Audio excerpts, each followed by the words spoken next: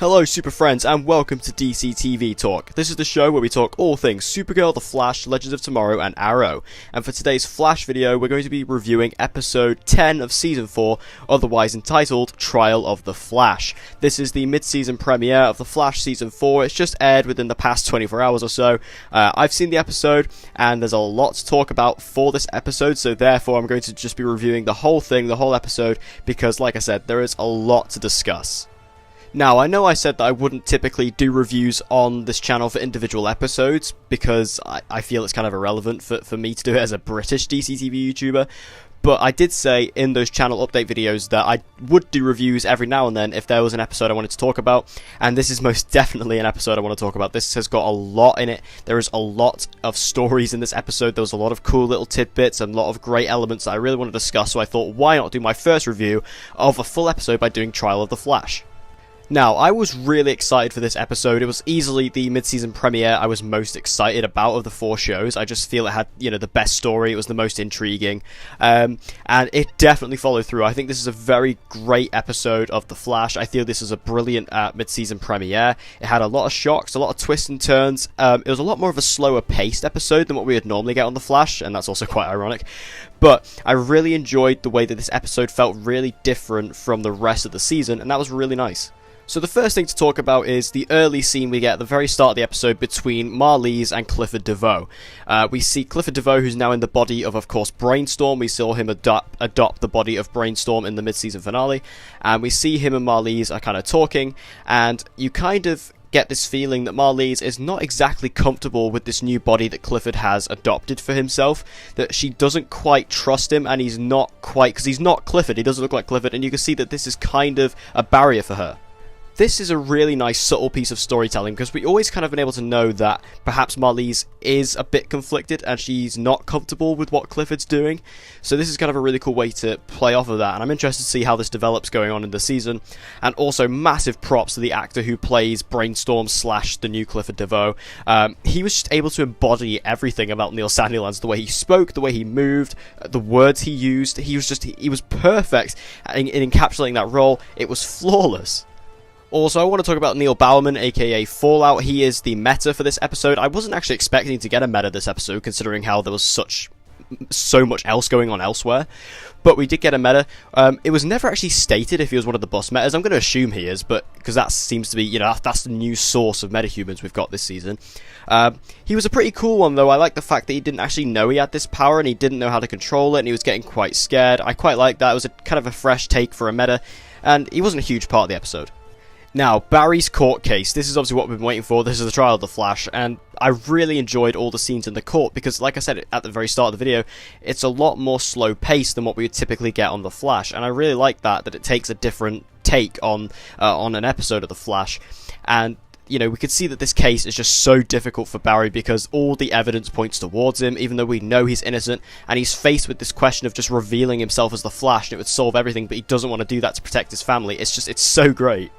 Now, I would have actually loved to have seen Barry actually get revealed as the Flash, because I think this would have played out a really cool story, because this would have been able to wrap up this Trial of the Flash storyline, although I am happy this is going on for more than one episode. That's actually fantastic in comparison to most of the other shows, but it would have been really cool to see that being used to clear this up, and then it would start a new storyline for the rest of the season where, he's going to have to deal with the fact that everyone knows he's the Flash, and I think that would have been a really cool storyline to maybe delve into.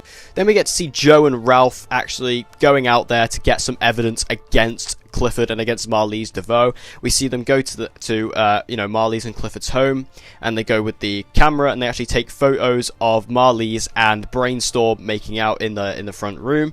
And this is obviously supposed to kind of hint that Marlize was cheating on Clifford DeVoe, and that would therefore mean that she killed her husband and framed Barry for the murder because of the whole restraining order thing.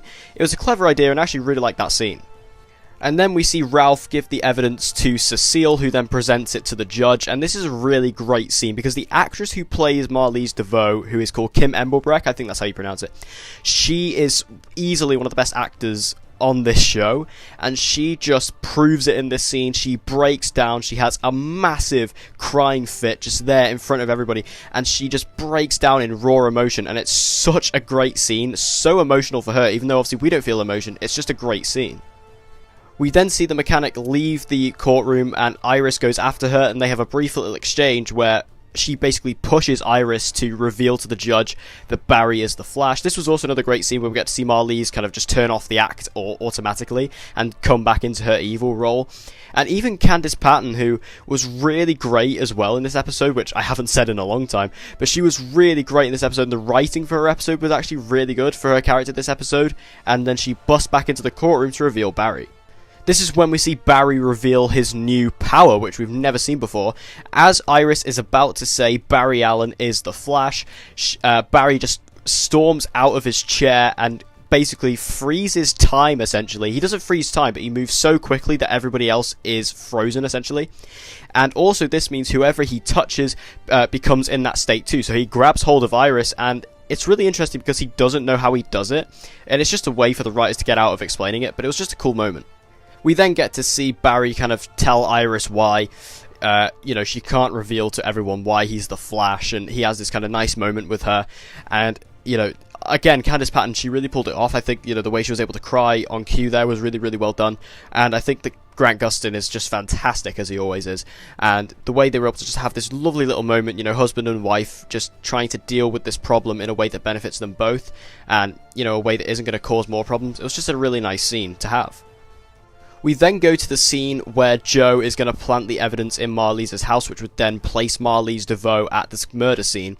And this is a great moment, because this is when Ralph Dibny, who this season has been a bit of a loose cannon, and obviously was in this exact same position that Joe was about to do, in planting evidence, he gives this great speech to Joe telling him why he shouldn't do it, and what it could lead to for the rest of his life. And I feel that that was a really great moment, and a real great sense of redemption for Ralph, which I loved. We then have a really interesting moment where the meta of the episode, Fallout, is out there, and basically Cisco and Harry, they realise he needs to cool down because he's burning up. And who has cold powers on Team Flash? Well, Caitlin Snow. And we see Harry and Cisco just ending up yelling at Caitlin to try and get her to turn, and eventually she does, and then Killer Frost is there, and then she kind of has a go with Fallout, but then eventually she just gets taken out instantly. But it was just a really funny scene, and we know that puppies now is what's the trigger for Killer Frost. This is when we see Harry tell Cisco to throw this meta into Earth 15 because that is a wasteland Earth, and I guess that's a fine explanation, but one thing I don't understand is, earlier on in episode 5, or episode 6 of this season, when Harry met Harry, we see Harry bring up, of course, the Council of Wells, and one of the wells there is from Earth 22, and that was also like a wasteland. I think it would have been better if we would have sent him to that Earth, because then it would have been pre-established. Just a small little thing that kind of annoyed me, but I liked. We then see Barry get proven or found guilty by the jury, and this is obviously where he gets arrested. And this was a great moment, and it's setting up obviously for the next couple of episodes at least, which I really, really liked. We also get to see Barry meet with DeVoe. They have a great little exchange, and luckily there were no voice recorders there because Barry would not have helped himself in that situation, but again, it was a great scene. And then seeing Barry in prison with, Henry Allen inscribed on the walls was a beautiful little moment for fans, in my opinion.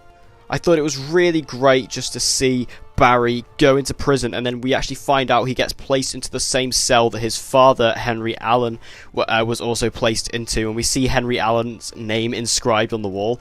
I thought that was really, really nice, and just a really nice little touch and addition that it didn't necessarily need, but it was just nice to have.